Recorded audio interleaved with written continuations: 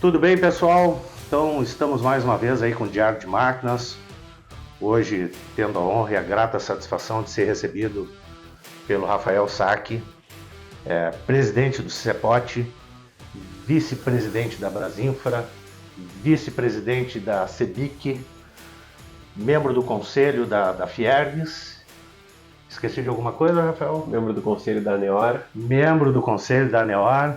Então estamos aqui hoje, um bate-papo bem legal, vai ser bastante proveitoso, porque a informação que a gente vai ter aqui com o Rafael, presidente do Sindicato do Rio Grande do Sul, pode ter certeza que vai ser interessante para toda a classe ligada à parte de máquinas.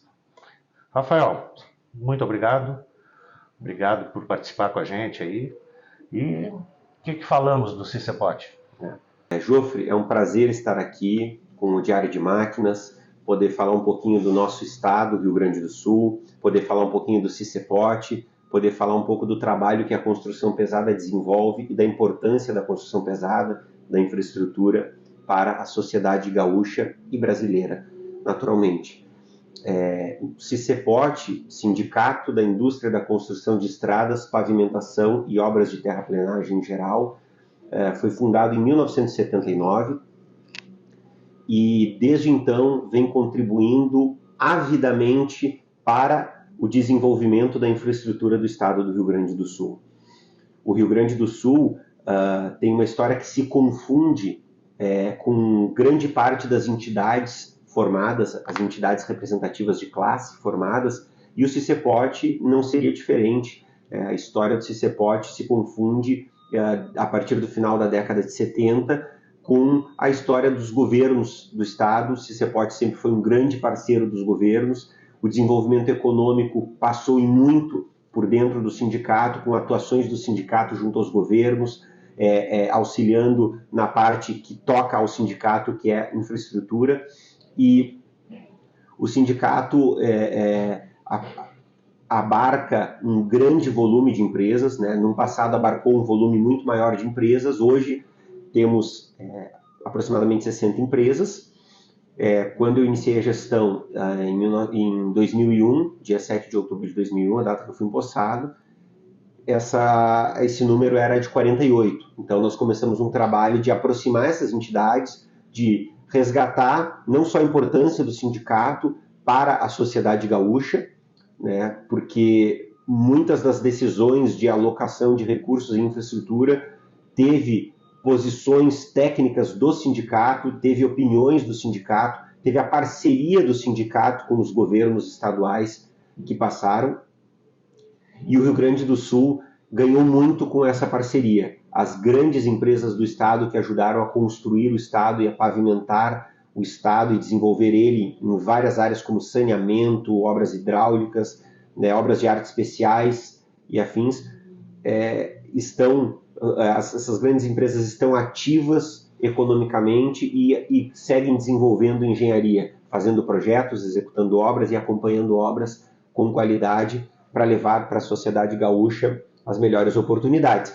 E nossa gestão que se encerra esse ano, no final de outubro agora de 2023, o setor entendeu que esses 2 anos aí praticamente transcorridos, eles foram de bastante sucesso nas ações que nós tomamos, que esse resgate de pequenas, médias e grandes empresas para dentro do sindicato foi de grande valia, que os trabalhos que o sindicato vem desenvolvendo de qualificação, de aproximação de parceiros potenciais em áreas estratégicas como áreas tributárias, vários parceiros na área de direito administrativo, tributário, parceiros na área de contabilidade, parcerias com empresas fornecedoras de máquinas.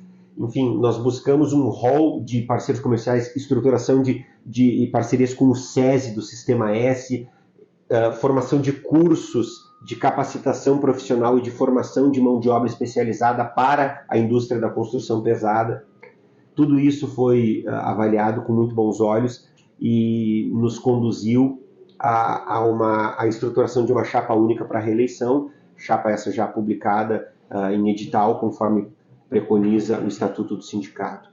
Então, é um prazer, mais um desafio, né? Nós viemos de um período pandêmico, vemos de uma transição de governo estadual e federal, né? O estadual com um tom de continuidade maior, o federal com uma quebra significativa. Então nós temos muitos desafios a vencer. O governo do estado, no regime de recuperação fiscal, está buscando equilibrar suas contas para poder investir com maior qualidade, e infraestrutura é dos maiores, se não o maior investimento que um governo pode fazer no tocante à geração de empregos, estímulo à economia e de retorno na forma de impostos para continuar retroalimentando a cadeia e seguir com essa área de investimentos, né? Então a gente tem esse desenho que se faz dentro do governo do estado, onde o governo precisa vencer algumas barreiras e continuar com algumas reformas importantes para ter qualidade de investimentos, para ter uma situação econômica saudável, né? E no governo federal temos uma transição de governo, e nós esperamos que as políticas e diretrizes adotadas pelo novo governo sejam realmente de equilíbrio fiscal, né? Onde nós não adianta gastar muito no início e gastar mal, porque isso gera um desequilíbrio futuro, e que sejam priorizados os investimentos em infraestrutura, que isso vai seguramente ajudar a desenvolver o país. O sindicato auxilia muito nessa parte, é muito prazeroso trazer empresas e ver os resultados que nós conseguimos trazer para essas empresas de uma forma indireta, com o trabalho que nós desenvolvemos, com todo o apoio que nós prestamos ao serviço público, de forma ortodoxa, de forma legal, transparente. O sindicato tem compliance e nós primamos por uma relação longeva com o poder público, uma relação que ela joga dentro das 4 linhas. Então, a atuação do sindicato é nesse sentido de buscar desenvolver a infraestrutura do Estado e tomar as melhores ações, né, possíveis para que as empresas tenham contratos com segurança jurídica, preços adequados, né, e volume de investimentos adequados para que o setor continue tendo pujança e continue desenvolvendo esse Estado para os próximos anos. Falou aí da parte de infraestrutura, é de interesse público, né? Isso, tanto a parte viária quanto de túneis, de viadutos, obras no geral, mobilidade urbana. E como é que estão as remunerações? Tu falou em projetos aí, Rafael. Como é que tu vê as remunerações desse projeto atualmente? Uma coisa que é importante de se falar é que o estado do Rio Grande do Sul, assim como a maioria dos estados, carece de um banco de projetos. Os estados, eles vêm atuando sempre politicamente, né? O Brasil atua dessa forma, então não há plano de governo, existe plano de mandato, né? Não existe o plano de estado, né? Existe um plano de um governo, de um mandato. E esses planos de estado, onde se pensa no estado, quer seja a federação, ou quer sejam os estados, ou até mesmo os municípios, por longos anos, eles inexistem, e eles são cada vez mais atropelados pelas mudanças políticas que nós temos aí periodicamente. Então, essa falta de comprometimento com a sociedade que muitas vezes acontece, ela faz com que o poder público não pense a longo prazo e não construa projetos, né, que possivelmente serão executados em outras gestões, que não a que está naquele momento da concepção dos projetos. Então isso, a gente sente uma falta muito grande de infraestrutura, nós estamos sempre correndo atrás da máquina.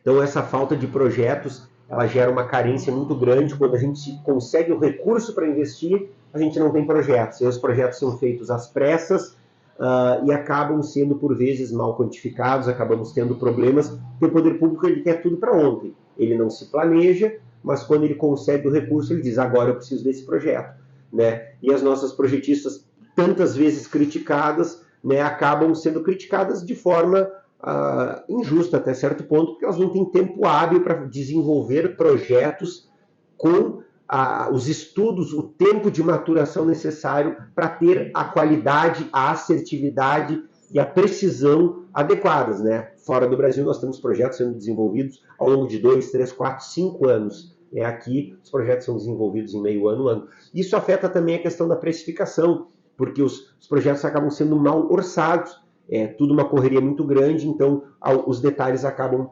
passando. Mas fora essa parte de orçamentação, de ausência de serviços, os preços hoje praticados pelo Sicro e pela tabela SINAP, né, e para o setor rodoviário, especialmente o Sicro, eles, em geral, são ruins. Por que são ruins? O ciclo foi revisitado, o ciclo foi reformulado, né, tratado como o novo ciclo, mas as produtividades elas foram elevadas de sobremaneira de uma forma generalizada. Serviços de terraplenagem, eles praticamente representam um equipamento trabalhando na sua máxima produtividade o dia inteiro. O equipamento não abastece, o equipamento não faz manutenção, o operador não para ir ao banheiro, e ele produz na condição ideal o dia inteiro, 30 dias por mês. Então isso gera, Jofre, uma precificação incorreta, gera um preço inadequado, isso gera uma superprodução, né, uma produtividade extremamente elevada, e isso derruba o preço unitário, o custo unitário do serviço, que quando é transformado em preço, né, através do acréscimo do BDI, benefício de despesas indiretas, isso vai gerar um preço abaixo daquilo que as empresas conseguem praticar, até mesmo a nível custo. Ou seja, o órgão quer me vender a um preço e o meu custo é superior ao preço de venda do órgão. Então nós temos vários serviços nesse mesmo dilema. Então nós estamos, enquanto entidades, e o CICEPOT participa ativamente disso, a ANEOR está capitaneando isso, a CEBIC também participa, a Brasinfra também, de certa forma, buscando, as entidades estão buscando somar esforços para buscar uma revisitação do sistema ciclo, né, que é gerido pelo DENIT e elaborado pela Fundação Getúlio Vargas, em parceria com o DENIT, ele é contratada para isso. Então nós estamos em um grupo de trabalho buscando alterar os principais preços, os principais custos unitários que nós temos dentro do sistema ciclo e que nós entendemos que não estão adequados. Então nós estamos montando um trabalho muito robusto, com justificativas, está sendo encabeçado pela ANEOR e pela CEBIC, com contribuição de várias entidades, e esse sistema, isso vai gerar um trabalho que vai ser entregue ao órgão com o máximo de elementos possíveis para que o órgão compreenda que de fato existem serviços com produtividades muito elevadas, serviços com escassez de mão de obra, serviços com quantificação de material incorreta, né? Então são várias as esferas de atuação e que precisam ser levadas ao órgão, e o órgão DENIT precisa levá-las a termo, levar essas alterações a termo, sob pena de inviabilizar os investimentos públicos, porque não vai ter preço. Nós vamos ter dinheiro disponível, vamos ter obras licitadas e não vamos ter preço para as empresas trabalharem. E cito aqui um exemplo muito clássico que o estado de Santa Catarina nos últimos 2 anos, nosso vizinho muito querido, estado muito querido, licitou aproximadamente 5 bilhões em obras de infraestrutura rodoviária e esses 5 bilhões se sagraram desertas, ou seja, não houve empresas interessadas em participar daquela licitação. Isso é caótico, isso é péssimo e isso demonstra o quão mal orçadas estão sendo as obras e as fragilidades do sistema de custos que o DENIT utiliza hoje e que vários órgãos estaduais acabaram abraçando, né? Essas licitações elas foram basicamente todas estaduais, né? Licitadas pela CINFRA. Então isso é muito ruim. Recentemente o DAER também abraçou o sistema ciclo e está tendo problemas com algumas licitações desertas. É muito ruim que isso aconteça porque o setor privado precisa de obras. Nós precisamos, isso é o que faz as empresas girarem, mas as empresas elas não podem simplesmente ganhar as obras para poder girar e sobreviver. Elas precisam perpetuar, elas precisam crescer, se desenvolver, evoluir, gerar melhores condições para os seus profissionais, melhorar a sua estrutura patrimonial, enfim, poder crescer de forma saudável para cada vez mais gerar melhores condições de trabalho, entregar um produto de melhor qualidade para a sociedade civil, né, e traduzir as expectativas dos governos de investimentos em realidades muito exitosas. Rafael, 2 assuntos aqui entendi ali, por exemplo, agora há pouco, vindo para cá, para a nossa entrevista, vi um ministro do governo federal comentou 6 bilhões a princípio vão ser só para infraestruturas e a parte de estradas. O próprio DENIT também, 1,8 bilhão.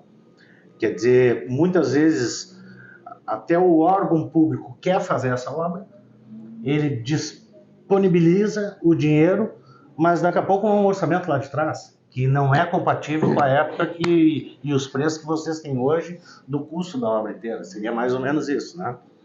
E uma pergunta, como é que tu vê a privatização da Corsan, tanto na parte da pública, né, de interesse público, e também para o ramo de infraestrutura? E aproveitando o gancho, como é que tu vê, eu não sei se tu tem essa informação, se conversou com o governo do estado, porque o Rio Grande do Sul ainda é um dos municípios que hoje a gente tem, se não me engano, 47 municípios ainda, que não possui acesso por asfalto, né? Então, esses dois assuntos aí, Corsan e acesso ao município. Eu vou tratar como 3 assuntos, porque tu falaste do DENIT, e uma questão, uma observação importante. O DENIT, ele buscou, o governo federal atual, né, buscou retomar os investimentos em larga escala, os investimentos públicos em infraestrutura, né, que são, em geral, geridos pelo DENIT. A maioria dos recursos da pasta do Ministério dos Transportes vai para o DENIT. E esses recursos, eles foram de uma monta muito grande, né, considerável. A gente teve um aumento muito expressivo em relação aos recursos disponibilizados pelo governo anterior, né, que foram da ordem de 6 bilhões e meio. O DENIT sinalizou com a intenção de investir, o governo federal sinalizou com a intenção de investir 18 bilhões no DENIT neste ano. Desses 18 bilhões, 1,8 bilhões seriam disponibilizados para o Rio Grande do Sul. De fato, o governo vem disponibilizando e efetuando os pagamentos em dia. Isso foi possível com a questão, né, do limite, da revisitação do limite fiscal, do teto de gastos, né, que o governo mandou enviar uma PEC para o Congresso aprovou, né, e foi, alguns chamaram de PEC do estouro, enfim, mas a PEC do teto de gastos, que permitiu que o governo pudesse investir mais recursos em infraestrutura, e nós entendemos que investimento, sim, deve ser tratado de uma forma excepcional em relação ao teto de gastos, porque ele gera muitos benefícios para a sociedade, inclusive retorno em impostos. Mas o DENIT disponibilizou, o governo sinalizou com essa disponibilidade de 18 bilhões para o DENIT, e o DENIT alocou 1,8 bilhões para o Rio Grande do Sul. O Rio Grande do Sul já conseguiu consumir mais de 600 milhões até a metade do ano, relembrando que até esses recursos iniciarem, até os repasses iniciarem para o Estado, isso, após a assunção do governo, demorou um tempo. Então, o setor também começou a retomar as atividades e buscar mão de obra, e buscar máquinas e equipamentos. Isso demanda um tempo. Então, a gente entende que o Estado não vai chegar possivelmente a esses 1,8 bilhões, mas vai passar da casa de 1,2 bilhões de obras executadas com recursos do governo federal através do DENIT. Sobre a Corsan, enquanto ela foi uma empresa pública, ela cumpriu o seu papel. Ela auxiliou o desenvolvimento do estado do Rio Grande do Sul, ela prestou um serviço de qualidade, ela levou água encanada, canalizada, tratada para diversas residências do estado do Rio Grande do Sul. Ela coletou esgoto em diversas residências, tratou esse esgoto para jogar nos mananciais dos cursos hídricos. Ela cumpriu o seu papel. Porém, ela historicamente sempre teve uma dificuldade de alavancar grandes investimentos. Pela morosidade do serviço público, pelas deficiências do serviço público, nós sabemos que o serviço público tem um grau de engessamento muito maior do que o setor privado. E isso fez com que se visualizasse uma incompatibilidade de cronogramas entre aquilo que se precisava fazer e aquilo que se consegue fazer com a Corsan pública para chegar ao atingimento da meta do marco legal do saneamento, que é atingir 99% de água tratada até 2033 e 90% de esgoto coletado e tratado até 2033. Este atingimento dessa meta para o Rio Grande do Sul preconiza um investimento, apenas investimento, da ordem de 15 bilhões. Para 10 anos, que é o prazo restante, nós temos aproximadamente 1,5 bilhão por ano. A Corsã nunca chegou sequer à metade desse número em investimentos. Então, ela não conseguiria fazer isso sozinha. Então, foi necessário, sim, o ingresso do setor privado. A modalidade poderia ter sido uma concessão, uma PPP ou mesmo uma privatização. Foi necessário o ingresso do setor privado numa companhia capitalizada, uma companhia estruturada, mas que seguramente vai receber investimentos muito robustos, qualificação técnica, né, vai receber qualificação na área de informática, na área operacional, e vai trazer uma alavancagem de capital muito grande e novos parceiros com contratações mais céleres, com modalidades de contratos diversas, que vão poder atender os 317 municípios da Corsã e trazer saneamento de qualidade para o estado do Rio Grande do Sul, buscando o atingimento da meta do Marco Legal do Saneamento, o qual o setor entende que é de extrema importância. Precisamos perceber que saneamento é saúde. E segundo a Organização Mundial de Saúde, cada dólar investido em saneamento representa uma economia de 4 dólares em gastos com saúde. Percebam que saúde é gasto, saneamento é investimento. Então essa correlação é feita, 4 a 6 dólares de economia de gastos com saúde. Então nós precisávamos disso para seguir desenvolvendo infraestrutura dentro do estado na área de saneamento.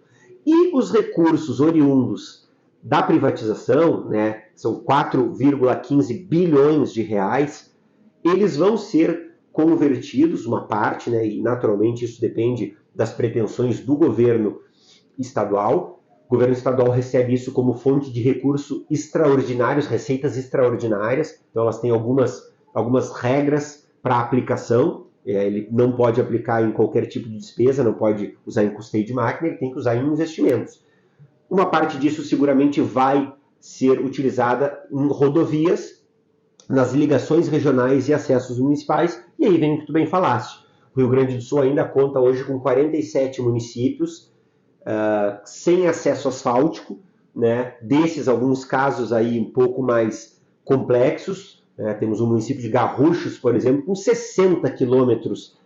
Para que se chegue ao município, nós temos 60 quilômetros de estrada de chão. Então é um acesso asfáltico bastante caro, mas que é uma comunidade que, tanto quanto qualquer outra, precisa disso, né, para poder desenvolver o município, por questões de saúde, por questões econômicas, comerciais, enfim, por diversas as justificativas. Esse município também será contemplado. Então o governo do estado fez um plano para, até o final do mandato do governador reeleito Eduardo Leite, estar com 100% dos acessos asfálticos, pelo menos em obras. Não concluídos, mas em obras. Para que a próxima gestão, então, do próximo governador, daqui 3 anos e meio, né, que vai ser empossado, vai ser eleito, que ele possa concluir todos os acessos asfálticos e que o Rio Grande do Sul, de fato, não tenha mais nenhum dos seus 497 municípios sem acesso asfáltico. Isso é fantástico, isso é muito bom, muito importante para a economia do estado. Rafael, dada a conjuntura de tudo que foi falado agora, o que poderíamos falar sobre futuro investimentos do setor de infraestruturas e um recado aí final para os associados e para o pessoal que está nos assistindo aí, que queira ter uma informação maior do CCPOT. Lembrando, pessoal, está passando aqui embaixo o site, telefone e todos os contatos do CCPOT. Bom, pessoal, o setor de infraestrutura deverá receber um volume gigantesco de investimentos nos próximos anos. É natural que exista uma insegurança muito grande, porque nós dependemos de uma conjuntura política, uma conjuntura econômica, um equilíbrio fiscal, mas existe uma sinalização bastante forte de que os próximos anos deverão ter volumes financeiros investidos pelo governo federal muito grandes na área de infraestrutura, algo da ordem de 20 bilhões ao ano.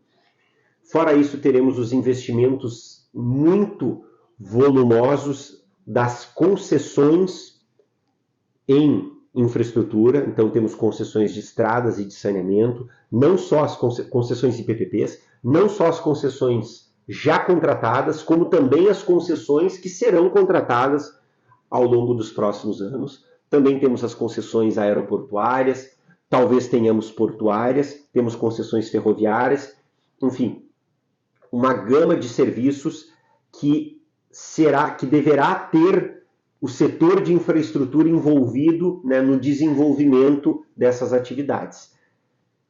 Temos também um grande volume de recursos por parte do governo do estado do Rio Grande do Sul, que virá oriundo da privatização da Corsan, e claro, dependemos de um equilíbrio fiscal do governo, de uma revisitação de várias despesas, enfim, de um ajuste para que o Rio Grande do Sul volte a ter capacidade de investir, de contrair empréstimos para investir em infraestrutura, que é uma pauta prioritária de governo. Já conversamos com o governo sempre deixa claro isso. Investir em infraestrutura para nós é prioridade. Não à toa fizeram um plano de investimentos que já preconizou mais de 1 bilhão e 600 milhões até o final do ano passado e até o presente momento mais de 2 bilhões em 2021 e 2022. Lembrando que o governador foi reeleito, então 2021 e 2022 era o governador Eduardo Leite, sucedido pelo ex-governador Ranolfo Vieira Júnior, que era o seu vice, né? Saiu para a campanha presidencial, enfim, o vice assumiu e o Eduardo Leite voltou para ser reeleito no estado do Rio Grande do Sul. Então já foram 2 bilhões aí em praticamente 2 anos de investimentos, é um volume muito grande e o estado cresceu e se desenvolveu muito, encurtou distâncias, reduziu custos operacionais, reduziu custos de alimentos, reduziu custos de uma série de produtos, né? E reduziu tempos de viagens também, que as pessoas físicas e jurídicas demandam para se deslocar de um local a outro.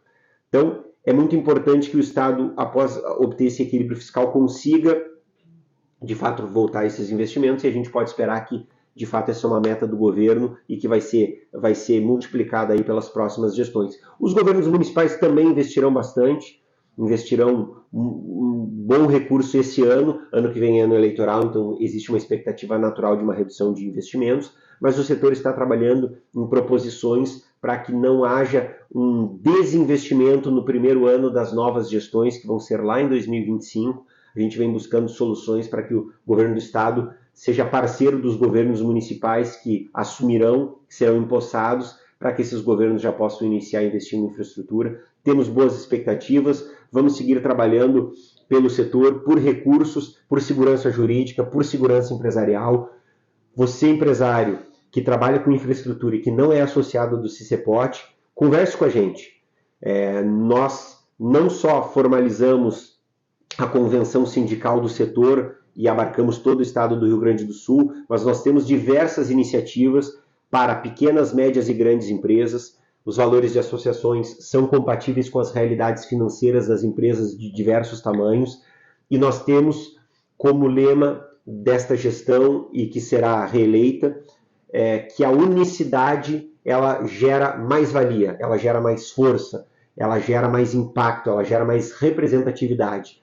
Quanto mais nós nos unirmos, mais fortes seremos. E para que isso aconteça, a nossa voz tem que ser cada vez mais alta. E quanto mais vozes nós tivermos dentro do setor de infraestrutura, gritando para o mesmo lado, sobre o mesmo assunto, melhor nós seremos ouvidos. Então vamos buscar nos unir cada vez mais para que o governo possa também seguir sendo parceiro do setor e atendendo às nossas demandas, os nossos anseios, e que a gente consiga vencer as muitas batalhas que travaremos ainda pela frente por melhores preços, por maiores recursos e por maior segurança jurídica. Muito obrigado a todos. Jofre, muito obrigado. Obrigado ao Diário de Máquinas pela oportunidade. O Rio Grande do Sul agradece. O Rio Grande do Sul fica muito satisfeito com esse bate-papo.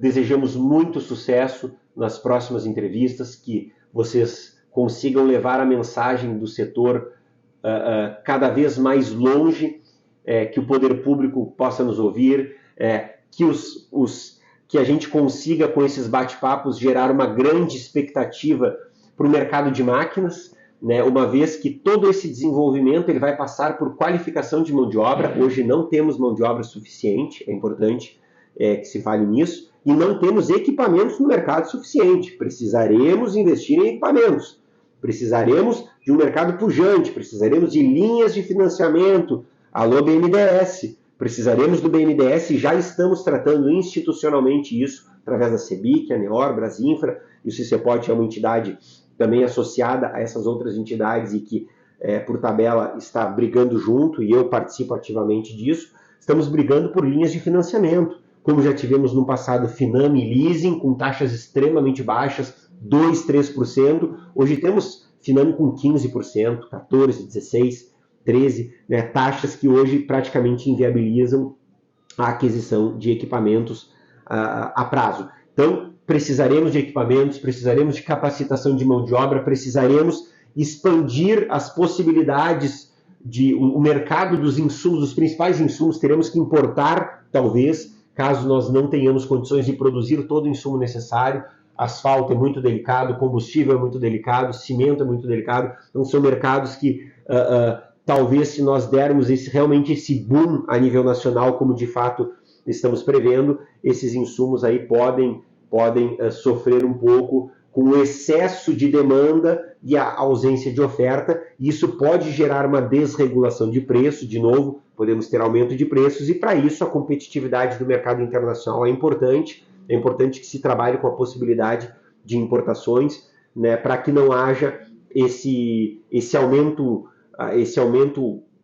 abusivo, né, de preços, que gerou uma instabilidade econômica muito grande na época da pandemia. Os preços subiram de sobremaneira e as empresas não suportaram, gerou um grande volume de recuperações judiciais e falências.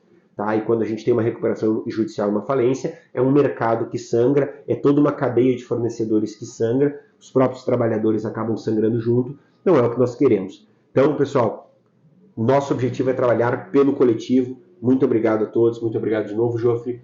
Que Deus acompanhe vocês e que vocês tenham muito sucesso nesse programa. Obrigado, Rafael. Acho que essa é a ideia do canal, a ideia do programa. Como foi feito agora, pessoal, um raio-x com total propriedade do setor de infraestruturas, não só do Rio Grande do Sul, né, mas no geral, porque representa praticamente o que a gente tem no país, né, Rafael? Perfeito. E te agradecer demais, porque essa informação acho que é extremamente necessária a todo o setor, ao dono de máquina, à empresa, à construtora, todos os trabalhadores do setor.